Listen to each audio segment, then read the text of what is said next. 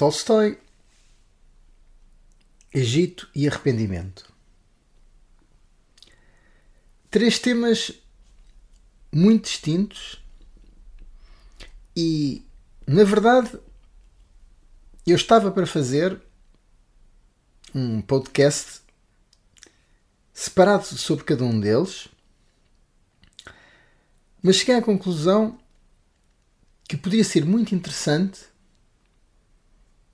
tratá-los de uma forma conjunta. Vamos começar pelo último. O arrependimento. E trago aqui o tema do arrependimento porque acabei de ler o livro de Daniel Pink sobre o poder do arrependimento. E queria começar por referir que, por vezes, no desenvolvimento pessoal, há aqui uma tentativa de ter uma postura positiva em que o arrependimento é relegado para segundo plano, mas neste livro, que aconselho vivamente que leiam, Daniel Pink acaba por mostrar que o arrependimento pode ser uma excelente forma de nos superarmos e de melhorarmos. Ele faz um estudo exaustivo, baseado num questionário, e tenta perceber de que forma é que, no geral, as pessoas manifestam arrependimento, e ele encontra 4 categorias sobre o arrependimento. Uma primeira categoria, a que ele chama fundação, que no fundo diz respeito a elementos estruturantes, podem ter a ver com o ensino, com o facto de não termos as capacidades de estudo necessárias, de não termos aprendido alguma competência, por exemplo, com um instrumento musical, de não termos ido para a faculdade, mas também de um ponto de vista negativo, no fundo, de, por exemplo, em relação ao nosso corpo, à nossa saúde, ou até questões monetárias, tivemos comportamentos que negligenciaram aspectos fundamentais dessas vertentes. Um segundo aspecto, a que ele chama coragem, diz respeito a determinados momentos na nossa vida em que nós não tivemos a coragem de dar um determinado passo ou então seguimos uma via mais segura. Isso é algo que acontece com bastante frequência também. Um terceiro aspecto tem a ver com a moralidade. Comportamentos, e aqui o autor refere que muitas vezes tem a ver com relacionamentos amorosos, em que há uma traição, mas não só, em que nós nos questionamos da moralidade da nossa conduta num determinado momento. E por fim, uma quarta categoria, a que ele chama conexão. E aqui tem a ver com aspectos de relações pessoais, na família ou em amizade, que acabam por ser desfeitas, e isso leva-nos ao arrependimento. E uma narrativa que ele acaba por defender é que, se nós virmos o aspecto oposto do nosso arrependimento, nós vamos ver aquilo que verdadeiramente é importante para nós. Depois, temos também que ver que muitas vezes estes nossos arrependimentos são quase sempre, ou muitas vezes são ações, se tivermos um comportamento errado com alguém, mas podem ser inações. Por exemplo, no caso da coragem, um determinado passo, uma determinada oportunidade que surgiu e que nós não aproveitamos. A palavra oportunidade é aqui muito importante, porque nós, no fundo, vamos ter um maior arrependimento ou não, consoante as oportunidades que temos e que deixamos de ter em relação a essa oportunidade que desapareceu.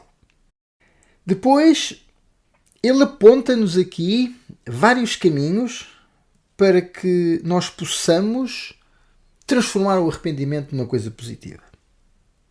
Por exemplo, se foi relativamente a uma ação, e pegando novamente no aspecto da moralidade, nós podemos, por exemplo, começar por pedir desculpa. Podemos alterar o nosso comportamento, passar a ter um comportamento correto. Ou podemos até tentar corrigir aquilo que foi o resultado da nossa ação. Ele refere que é muito importante para chegarmos a algum lado sermos capazes de assumir o nosso arrependimento. Muitas vezes até escrevendo esse arrependimento. E é um assumir em relação a nós próprios, mas também em relação aos outros.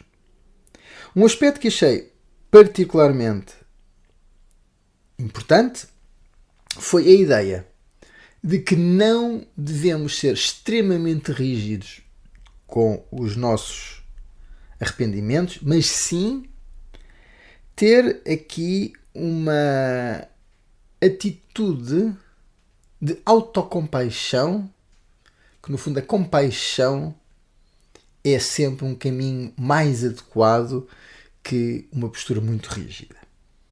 Outro aspecto, também muito importante, que o autor refere, é nós termos a capacidade de nos distanciarmos de nós próprios. E isto surge como um requisito essencial para sermos capazes de observar a situação com uma certa independência. Depois, uma outra estratégia que ele recomenda é anteciparmos o arrependimento. E dá até o exemplo de Jeff Bezos, o criador da Amazon, que quando ele era um alto quadro de uma empresa, ele teve esta ideia. Na altura a Amazon seria apenas a venda online de livros, mas ele teve esta ideia. E ele diz que acabou por decidir porque conseguiu antecipar, visualizar-se no futuro e percebeu que se não tomasse aquela ideia, se não desse aquele passo, até podia falhar, mas ele iria arrepender-se no futuro. E assim o fez e, efetivamente, se não tivesse feito, teria arrependido-se. Agora, faço aqui a ligação a precisamente outro livro, Tolstói, em que eu, até anteriormente ao Poder do Arrependimento, tinha acabado de ler uma das obras que é considerada uma das maiores obras da literatura mundial, o Guerra e Paz. Foi um empreendimento que demorou bastante tempo, é um livro muito extenso, e devo confessar que efetivamente tratou-se de o livro que mais gostei de ler na minha vida. No fundo, um livro com grandes temas, o amor, família, a história, mas como comecei a falar do arrependimento, e aconselho que tenham a coragem de ler o livro, mas para trazer aqui e ligar aqui o tema do arrependimento, este livro tem muitas personagens, tem várias famílias. Algumas dessas personagens são, por assim dizer, mais centrais, e uma dessas personagens é Pierre. E a história, em vários momentos, acompanha a vida desta personagem. Pierre, que a determinada altura era um filho, por assim dizer, ilegítimo, mas herda uma grande fortuna do seu pai, que era conde, e inesperadamente, porque precisamente era o filho ilegítimo, era alguém que se dedicava a uma vida, a um bom vivant, e então ele acaba por se casar, por sugestão de algumas pessoas, que no fundo o levam a fazer isso, com uma pessoa que ele apercebe-se que efetivamente aquele casamento não iria funcionar e que ele percebe-se que essa pessoa tinha determinadas características negativas que efetivamente se vieram a verificar, porque a mulher de Pierre acaba por traí-lo mais à frente. E ele, quando aceita o casamento, ele tem a perfeita noção que está a cometer um erro. Mas aquilo que eu queria aqui trazer é que, logo no momento, Pierre percebe-se. Depois há a confirmação do erro, da percepção do erro que ele tinha, que se verificou. Mas o que é verdadeiramente importante é que no decorrer da história, que é uma história longa, Pierre, perante este arrependimento da ação tomada, Pierre pega nesse arrependimento, na mesma forma como Daniel Pink nos sugere, e no final da história, curiosamente, como outra personagem que também cometeu erros em termos de relacionamentos afetivos, acaba por sair vitorioso porque toma uma decisão diferente e pega no arrependimento da relação que teve e constrói a relação perfeita com Natasha. E o livro acaba por nos dar aqui uma perspectiva de mudança em que há efetivamente o erro, há a aprendizagem, há o arrependimento do erro e há a criação de uma nova realidade.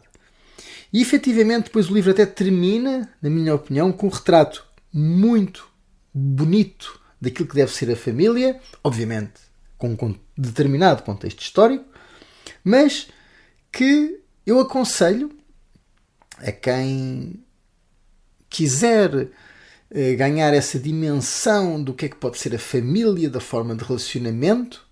Portanto, aqui o conceito de família é muito interessante também no Guerra e Paz. Vamos dar então o passo para o Egito. Como é que o Egito se encaixa nisto tudo? E o Egito encaixa-se porque eu efetivamente, há menos de 15 dias, estive no Egito. Já tinha estado antes no Cairo, mas desta vez fui a Sharm el-Sheikh, que é um local no Mar Vermelho. E até devo começar por dizer que eu estive para não fazer esta viagem, apesar de ter comprado o bilhete, como ia sozinho, tinha alguma relutância em ir sozinho, e num determinado momento até tinha decidido que ia cancelar a viagem, o que acabei por não fazer. E aquilo que foi para mim uma surpresa muito grande foi que um dos motivos pelo qual eu decidi fazer esta viagem era porque efetivamente gosto de fazer mergulho, enfim, de forma até sem qualquer tipo de equipamento, apenas como snorkeling, tanto com um tubo, com os óculos. E foi para mim uma surpresa, porque efetivamente Sharm el-Sheikh é um dos melhores locais do mundo para mergulho, e eu que no fundo, apesar de toda a minha trajetória de mudança de vida, fui polícia durante grande parte da minha vida, depois decidi mudar, mas sempre tinha uma perspectiva de que sabia aquilo que estava a fazer. E efetivamente, ao ter, na primeira manhã que estava em Sharm el-Sheikh, ao ter mergulhado, nunca tinha mergulhado num sítio como aqueles, eu fiquei completamente surpreso, porque efetivamente isto era algo que, enquanto jovem, era para mim absolutamente claro que era um sonho para mim mergulhar naquelas condições. E no fundo eu tive um arrependimento de como é que foi possível eu ter demorado mais de 30 anos a fazer algo que para mim eu tinha a certeza que era importante. Foi para mim uma surpresa esta constatação, porque eu recordo-me de com 15, 16 anos, era absolutamente claro que era algo que eu queria fazer.